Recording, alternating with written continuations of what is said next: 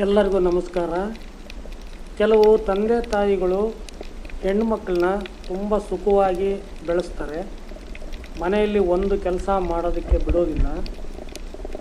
ಅವರು ಒಂದು ಕೆಲಸನ ಮಾಡಿರೋದು ಇಲ್ಲ. ಹೆಣ್ಮಕ್ಳು ಚೆನ್ನಾಗಿ ಹೆಣ್ಮಕ್ಕಳನ್ನ ಸುಖವಾಗಿ ಬೆಳೆಸ್ತಾರೆ.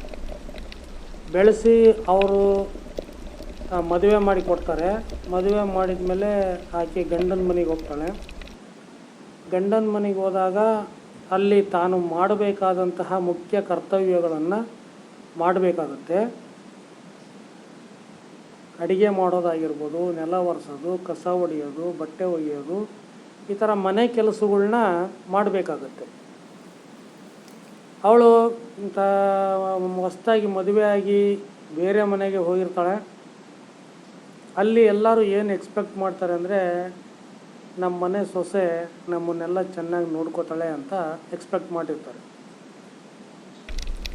ಇವಾಗ ಮನೆ ಕೆಲಸ ಮಾಡೋದಕ್ಕೆ ಬರೋದಿಲ್ಲ. First point. ಎರಡನೇ ಪಾಯಿಂಟು, ತಂದೆ ತಾಯಿ ಮನೆಯಲ್ಲಿ ಯಾವ ರೀತಿ ಇರ್ತಾಳೋ ಗಂಡನ ಮನೆಯಲ್ಲೂ ಅದೇ ರೀತಿ ಇರೋಕ್ಕೆ ಬಯಸ್ತಾಳೆ. ತಂದೆ ತಾಯಿ ಮನೆಯಲ್ಲಿ ಒಂದು ಕೆಲಸ ಮಾಡಿರೋದಿಲ್ಲ, ಗಂಡನ ಮನೆಗೂ ಕೂಡ ಒಂದು ಕೆಲಸ ಮಾಡೋದಿಲ್ಲ. ಆದರೆ ಮಾಡಬೇಕಾದಂಥ ಮುಖ್ಯ ಕರ್ತವ್ಯಗಳು ಹೆಣ್ಮಕ್ಳು ಅಡುಗೆ ಮಾಡೋದಾಗಿರ್ಬೋದು, ಕಸ ಹೊಡೆಯೋದು, ಮುಸುರೆ ತಿಕ್ಕೋದು, ಅಥವಾ ನೆಲ ಒರೆಸೋದು, ಅಥವಾ ಬಟ್ಟೆ ಒಗೆಯೋದು, ಅದನ್ನು ಹೇಳಿದರೆ ಅತ್ತೆ ಮಾವ ಅಥವಾ ಗಂಡ ಹೇಳಿದರೆ ಆ ಹೆಣ್ಣಿಗೆ ಸಿಟ್ಟು ಬರುತ್ತೆ, ಕೋಪ ಬರುತ್ತೆ. ಮನೆಯಲ್ಲಿ ಮಾಡ್ದಂಗೆ ಮಾಡ್ತಾಳೆ. ಆದರೆ ನಾನು ಮಾಡ್ತಾ ಇರೋದು ಸರಿಯೋ ತಪ್ಪು ಅಂತ ಆ ಹೆಣ್ಮಗುಗೆ ಗೊತ್ತಿರೋದಿಲ್ಲ. ಅವಳೇನು ಮಾಡ್ತಾಳೆ, ಇದು ಹಿಂಸೆ ಅಂತ ತಿಳ್ಕೊತಾಳೆ. ಯಾರಿಗೆ ಬೇಕಿದು? ಬಟ್ಟೆ ಒಗೆಯೋದು, ಅಡುಗೆ ಮಾಡೋದು, ಮುಸುರೆ ತಿಕ್ಕೋದು, ನೆಲ ಒರೆಸೋದು, ಇವೆಲ್ಲ ಯಾರಿಗೆ ಬೇಕು? ಈ ಹಿಂಸೆ ಅಂತ ಅನ್ಕೋತಾಳೆ. ನಮ್ಮ ಮನೆಗಾದರೆ ಒಂದು ಕೆಲಸ ಹೇಳ್ತಿರ್ಲಿಲ್ಲ, ಇವ್ರು ಎಷ್ಟೊಂದು ಕೆಲಸ ಹೇಳ್ತಾರಲ್ಲ ಅಂತ. ಆಮೇಲೆ ಅದನ್ನು ತಂದೆ ತಾಯಿಗಳಿಗೆ ವರದಿ ಒಪ್ಪಿಸ್ತಾಳೆ. ಒಂಥರ ಉಲ್ಟಾ ಪಲ್ಟಾ ಸ್ವಲ್ಪ ಎಕ್ಸ್ಟ್ರಾ ಸೇರಿಸಿ, ನನಗೆ ಈ ಮನೆಗೆ ಇರೋಕ್ಕಾಗೋದಿಲ್ಲ, ನನಗೆ ಭಾಳ ಹಿಂಸೆ, ನನಗೆ ಮನೆ ಕೆಲಸ ಮಾಡೋಕ್ಕಾಗೋದಿಲ್ಲ, ಅವ್ರು ಬೈತಾರೆ, ಇವ್ರು ಬೈತಾರೆ. ತಂದೆ ತಾಯಿಗಳು ತುಂಬ ದೂರದಲ್ಲಿರ್ತಾರೆ. ಅವರು ಬೇರೆ ರೀತಿ ಅರ್ಥ ಮಾಡ್ಕೊತಾರೆ. ಅಯ್ಯೋ ನಮ್ಮ ಮಗಳಿಗೆ ಹಿಂಸೆ ಆಗ್ತಾಯಿದೆ, ಅಯ್ಯೋ ನಮ್ಮ ಮಗಳಿಗೆ ತೊಂದರೆ ಕೊಡ್ತಾಯಿದ್ದಾರೆ. ಎಷ್ಟೋ ಹೆಣ್ಣುಮಕ್ಕಳ ಜೀವನ ಈ ರೀತಿ ಮಿಸ್ಅಂಡರ್ಸ್ಟ್ಯಾಂಡಿಂಗಿಂದ ಹಾಳಾಗಿ ಹೋಗಿದೆ. ಇದಕ್ಕೆಲ್ಲ ಕಾರಣ ತಂದೆ ತಾಯಿಗಳು. ತಂದೆ ತಾಯಿಗಳು ಹೆಣ್ಮಕ್ಳಿಗೆ ಗಂಡನ ಮನೆಯಲ್ಲಿ ಯಾವ ರೀತಿ ಬದುಕಬೇಕೋ ಅದನ್ನು ಟ್ರೈನಿಂಗ್ ಕೊಡಬೇಕು. ತಂದೆ ತಾಯಿಗಳು ಹೆಣ್ಮಕ್ಳಿಗೆ ಮದುವೆ ಮಾಡೋದಕ್ಕಿಂತ ಮುಂಚೆ ಯಾವುದೇ ಯುವತಿಯಾಗಿರ್ಬೋದು ಮನೆ ಕೆಲಸ ಮಾಡೋದಕ್ಕೆ ಇಷ್ಟಪಡಬೇಕು. ಮನೆ ಕೆಲಸಗಳನ್ನು ಮಾಡೋದು ನಮ್ಮ ಕರ್ತವ್ಯ ಅಂದ್ಕೊಂಡು ಪೂಜಿಸಬೇಕು, ಅದನ್ನು ಪ್ರೀತಿಸಬೇಕು. ಆ ರೀತಿ ತಯಾರು ಮಾಡಿದರೆ ಗಂಡನ ಮನೆಗೆ ಹೋದಾಗ ಮನೆ ಕೆಲಸಗಳನ್ನು ಮಾಡ್ತಾಳೆ, ಎಲ್ಲರಿಗೂ ಪ್ರೀತಿ ಬರುತ್ತೆ. ಅವಳು ಇದನ್ನು ಹಿಂಸೆ ಅಂತ ಅಂದ್ಕೊಳೋದಿಲ್ಲ.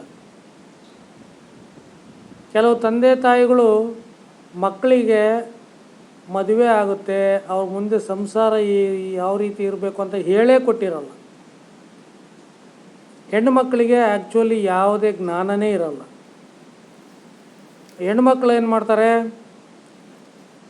ಅವರು ನಾವು ಗಂಡು ಮಕ್ಕಳನ್ನ ನೋಡ್ತಾರೆ, ತಂದೆ ನೋಡ್ತಾರೆ, ಅಜ್ಜಿ ತಾತನ ನೋಡ್ತಾರೆ, ಅವರೆಲ್ಲ ಹೆಂಗಿದ್ದಾರೆ ಆ ರೀತಿ ಇರೋಕ್ಕೆ ಆ ರೀತಿಯೇ ಬದುಕ್ತಾರೆ. ಕೆಲವರು ತಂದೆನ ಫಾಲೋ ಮಾಡ್ತಾರೆ, ಕೆಲವು ಅಣ್ಣ ತಮ್ಮಗಳನ್ನ ಫಾಲೋ ಮಾಡ್ತಾರೆ, ಮನೆಯಲ್ಲಿರ್ತಕ್ಕಂಥ ಗಂಡು ಮಕ್ಕಳನ್ನ ಫಾಲೋ ಮಾಡ್ತಾರೆ. ಬಟ್ ಅವರು ಯಾವುದೇ ಯುವತಿ ವಿವಾಹ ಪೂರ್ವದಲ್ಲಿ ವೈವಾಹಿಕ ಜೀವನದ ಕಲ್ಪನೆಯೇ ಇರೋದಿಲ್ಲ. ಆ ರೀತಿ ಬೆಳೆಸಿರ್ತಾರೆ. ಅಲ್ಲ, ಒಂದು ಹೆಣ್ಮಗು ಹುಟ್ಟಿದ ಮೇಲೆ ಗಂಡನ ಮನೆಯೇ ಶಾಶ್ವತ, ತವ್ರ ಮನೆ ಅಲ್ಲ. ಯಾಕಂದರೆ ತಂದೆ ತಾಯಿ ಎಷ್ಟು ದಿವಸ ಇರ್ತಾರೆ, ಅವ್ರು ಎಷ್ಟು ದಿವಸ ಸಾಕ್ತಾರೆ. ಹೆಣ್ಮಗಳಿಗೆ ಮದುವೆ ಮಾಡಿ ಕೊಡ್ತಾರೆ, ಗಂಡನ ಮನೆಯೇ ಶಾಶ್ವತ. ತಂದೆ ತಾಯಿಗಳು ಇದನ್ನು ಮಕ್ಕಳಿಗೆ ಹೇಳ್ಕೊಟ್ಟಿರಲ್ಲ. ಆಮೇಲೆ ಅವರು ತಂದೆ ತಾಯಿಗಳು ಹೆಣ್ಮಕ್ಳಿಗೆ ವೈವಾಹಿಕ ಜೀವನದ ಯಾವುದೇ ಒಂದು ಮುಖ್ಯವಾದ ವಿಷಯಗಳನ್ನು ಅವರು ಹೇಳೇ ಇರೋದಿಲ್ಲ, ಕಲಿಸೇ ಇರೋದಿಲ್ಲ. ಏನು ಗೊತ್ತಿಲ್ಲದೆ ಇರತಕ್ಕಂಥ ಒಂದು ಹೆಣ್ಮಗು ಮದುವೆ ಮಾಡ್ಕೊಂಡು ಗಂಡನ ಮನೆಗೆ ಹೋದಾಗ ತನ್ನ ಎಲ್ಲ ಜವಾಬ್ದಾರಿಗಳನ್ನು ನಿಭಾಯಿಸೋದಕ್ಕೆ ಆಗೋದಿಲ್ಲ. ಅದು ಯಾಕಂದರೆ ಮನೆ ಕೆಲಸ ಕಲಿಯೋದಕ್ಕೆ ಗಂಡನ ಮನೆಗೆ ಹೋಗಲ್ಲ. ಗಂಡನ ಮನೆಗೆ ಹೋಗಿ ಮನೆ ಕೆಲಸ ಟ್ರೈನಿಂಗ್ ಯಾರು ಕೊಡಲ್ಲ. ಸಂಸಾರಗಳು ಎಷ್ಟು ಸಂಸಾರಗಳು ಹಾಳಾಗೋಗ್ತವೆ ತಂದೆ ತಾಯಿಗಳು ಬೇಜವಾಬ್ದಾರಿತನದಿಂದ. ತಂದೆ ತಾಯಿಗಳು ಯಾವಾಗಲೂ ಹೆಣ್ಮಕ್ಳಿಗೆ ಗಂಡನ ಮನೆಯಲ್ಲಿ ಸುಖವಾಗಿರೋದಕ್ಕೆ ಏನೇನು ಬೇಕೋ ಅದನ್ನು ತರಬೇತಿ ಕೊಡಬೇಕು. ಕೆಲವರು ಹೆಣ್ಮಕ್ಳನ್ನ ಕೆಲಸಕ್ಕೆ ಕಳಿಸ್ತಾರೆ, ಕೆಲಸಕ್ಕೆ ಕಳಿಸಿ ದುಡ್ಕೊಂಡು ತಿನ್ನಮ್ಮ ಅಂತಾರೆ. ಆಕೆ ಮದುವೆ ಆದಮೇಲೆ ಕೆಲಸಕ್ಕೆ ಹೋದರೆ ಮನೆ ಕೆಲಸ ಮಾಡೋರು ಯಾರು? ಮಕ್ಕಳು ನೋಡ್ಕೊಳೋರು ಯಾರು? ಮಕ್ಕಳನ್ನ ಸಾಕಿ ಬೆಳೆಸೋರು ಯಾರು? ಅತ್ತೆ ಮಾವನ ನೋಡ್ಕೊಳೋರು ಯಾರು? ಅತ್ತೆ ಮಾವನಿಗೆ ವಯಸ್ಸಾಗಿರುತ್ತೆ, ಗಂಡ ದುಡಿಯೋಕೆ ಹೋಗ್ತಾನೆ, ಮನೆಯಲ್ಲಿ ಮಕ್ಕಳಿರ್ತಾರೆ, ಅವ್ರನ್ನ ನೋಡ್ಕೊಳೋರು ಯಾರು? ಮನೆ ಕೆಲಸ ಮಾಡೋರು ಯಾರು? ಈಕೆ ಆಫೀಸ್ಗೆ ಹೋಗಿ ಆಫೀಸಿಂದ ಬಂದಾಗ ಈಗೀಗ ಅಡುಗೆ ಮಾಡಿಕ್ಕೋದು, ಬಟ್ಟೆ ಒಗೆಯೋದು, ಚಾಕರಿ ಮಾಡೋರು ಯಾರು ಮಾಡಬೇಕು? ಗಂಡನ ಮನೆಯಲ್ಲಿ ಒಂದು ದುಡಿಯುವ ಮಹಿಳೆಗೆ ಯಾರು ಸೇವೆ ಮಾಡಬೇಕು? ಅತ್ತೆ ಮಾವ ವಯಸ್ಸಾಗಿರುತ್ತೆ, ಗಂಡ ದುಡಿಯೋಕೆ ಹೋಗ್ತಾನೆ, ಈಕೆಗೆ ಅಡುಗೆ ಮಾಡಿಕ್ಬೇಕು, ತಿಂಡಿ ಕಟ್ಕೊಡ್ಬೇಕು, ಊಟ ಕಟ್ಕೊಡ್ಬೇಕು, ರಾತ್ರಿ ಬಂದಾಗ ಕಾಫಿ ಕೊಡಬೇಕು, ಊಟ ಕೊಡಬೇಕು, ಮಲಗಿಸ್ಬೇಕು. ತಂದೆ ತಾಯಿಗಳೇನೋ ಮಾಡ್ತಾರೆ. ತಂದೆ ತಾಯಿಗಳು ಮಾಡ್ದಂಗೆ ಗಂಡನ ಮನೆಯಲ್ಲಿ ಹೇಗೆ ಮಾಡ್ತಾರೆ ನೋಡಿ. ಭಾಳಷ್ಟು ಜನ ನಮ್ಮ ದೇಶದಲ್ಲಿ ಪ್ರಜ್ಞಾವಂತರಿದ್ದಾರೆ, ವಿದ್ಯಾವಂತರಿದ್ದಾರೆ, ಜ್ಞಾನಿಗಳಿದ್ದಾರೆ. ಸ್ವಲ್ಪ ನಾನು ಹೇಳೋದನ್ನು ಅರ್ಥ ಮಾಡ್ಕೊಳ್ಳಿ. ವಿದ್ಯಾಭ್ಯಾಸದ ಜೊತೆಗೆ ಮನೆ ಕೆಲಸನೂ ಮಾಡಬೇಕು ಹೆಣ್ಮಕ್ಳು.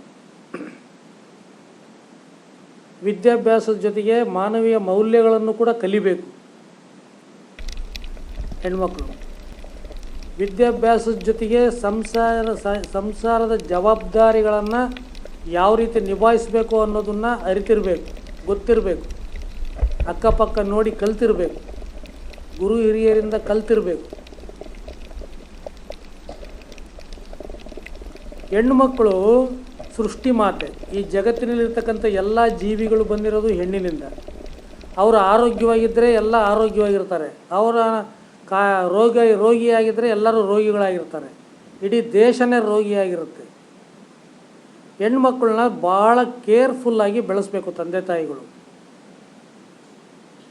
ಮತ್ತು ಅವರು ಮುಂದೆ ಅವ್ರ ಜೀವನದಲ್ಲಿ ತಂದೆ ತಾಯಿಗಳು ಸತ್ತ ನಂತರ ಹೆಣ್ಮಗಳು ಯಾವ ರೀತಿ ಬದುಕಬೇಕು ಗಂಡನ ಮನೆಯಲ್ಲಿ ಅನ್ನೋದು ಕೂಡ ಕಲಿಸ್ಬೇಕು.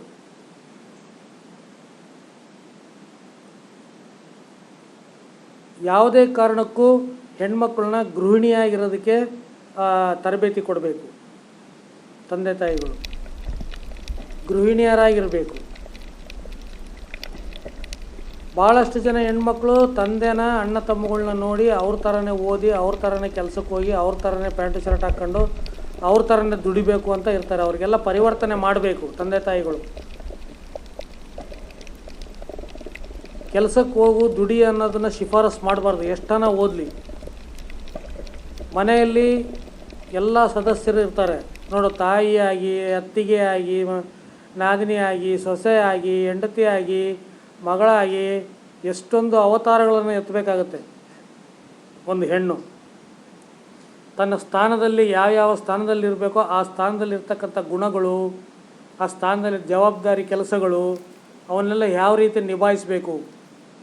ಯಾರಿಗೂ ಮನಸ್ಸು ನೋವಾಗ್ದಂಗೆ, ತನಗೂ ಮನಸ್ಸು ನೋವು ಮಾಡ್ಕೊಂಡಂಗೆ ಈ ಎಲ್ಲ ಜವಾಬ್ದಾರಿಗಳನ್ನ ನಿಭಾಯಿಸಬೇಕು. ಅದನ್ನು ತಂದೆ ತಾಯಿಗಳು ಹೆಣ್ಮಕ್ಳಿಗೆ ಕೊಡಬೇಕು ತರಬೇತಿ ವಿವಾಹ ಪೂರ್ವದಲ್ಲಿ. ದಯವಿಟ್ಟು ಕೈ ಮುಗಿದು ಕೇಳ್ಕೊತೀನಿ, ಹೆಣ್ಣು ಮಹಾಶಕ್ತಿ. ಆ ಹೆಣ್ಣಿಗೆ ಏನೇನಿರಬೇಕು ಎಲ್ಲ ಜ್ಞಾನ, ಬುದ್ಧಿ, ತಿಳುವಳಿಕೆ ತಂದೆ ತಾಯಿಗಳು ವಿವಾಹ ಪೂರ್ವದಲ್ಲಿ ಕೊಡಬೇಕು. ಬಾಲ್ಯಾವಸ್ಥೆಯಲ್ಲಿದ್ದಾಗ ಹೇಳ್ಕೊಡ್ಬೇಕು. ಯೌವನದಲ್ಲಿದ್ದಾಗ ಹೇಳ್ಕೊಡ್ಬೇಕು ಹೆಣ್ಮಕ್ಳಿಗೆ, ತಂದೆ ತಾಯಿಗಳು. ಹೆಣ್ಣುಮಕ್ಕಳು ಯಾವಾಗಲೂ ಬೆಳಗಿಂದ ಸಾಯಂಕಾಲದವರೆಗೂ ಮನೆ ಕೆಲಸ ಮಾಡ್ತಾನೇ ಇರಬೇಕು. ಹೆಣ್ಮಕ್ಳು ಮನೆ ಕೆಲಸ ಮಾಡಲಿಲ್ಲ ಅಂದರೆ ರೋಗಿಗಳಾಗ್ತಾರೆ, ಎಲ್ಲ ರೋಗ ಬರುತ್ತೆ. ಹೆಣ್ಮಕ್ಳು ಮನೆ ಕೆಲಸ ಮಾಡ್ತಾನೇ ಇರಬೇಕು ಹುಟ್ಟಿದಾಗಿಂದ ಸಾಯೋವರೆಗೂ, ಆವಾಗ ಅವರ ಆರೋಗ್ಯ ಚೆನ್ನಾಗಿರುತ್ತೆ. ಇದು ಸಾವಿರಾರು ವರ್ಷಗಳಿಂದ ನಡ್ಕೊಂಬಂದಿರೋ ನಿಯಮ ಇದು. ನಿಮಗೆಲ್ಲರಿಗೂ ಅರ್ಥ ಆಗಿದೆ ಅಂತ ಭಾವಿಸ್ತೀನಿ.